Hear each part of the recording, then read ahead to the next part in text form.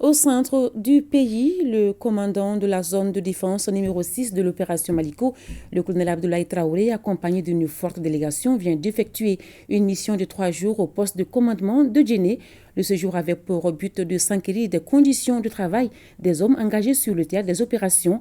Le point avec Bemba Sibi, Suleiman Tepsougi. Évaluer les capacités opérationnelles des hommes engagés sur le théâtre des opérations, voilà tout le sens de la visite d'autorité du commandant secteur 4 de l'opération Maliko à Djenné. Renforcer la discipline et la cohésion dans les rangs, c'est le message que le commandant de la zone de défense numéro 6, le colonel Abdoulaye Traoré, a tenu à partager avec les éléments sur le terrain. Comme on le dit dans le règlement militaire, la discipline fait la force principale des armées. J'ai principalement insisté sur ça. Et au-delà de ça, j'ai insisté aussi sur la cohésion. Donc je peux croire que ce sont ces deux messages que j'ai vraiment fait passer de façon insistante.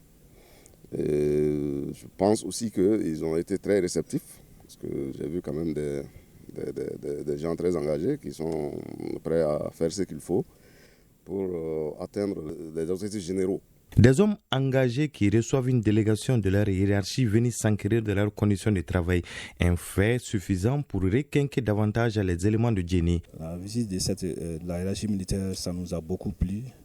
Et c'est rassurant. Ça rehausse le moral de la troupe. Et ça en leur montrant qu'elles ne sont pas abandonnées par la hiérarchie.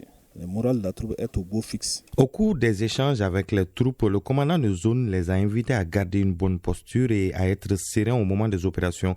Il n'a pas manqué d'insister sur le maintien d'une relation de confiance avec la population.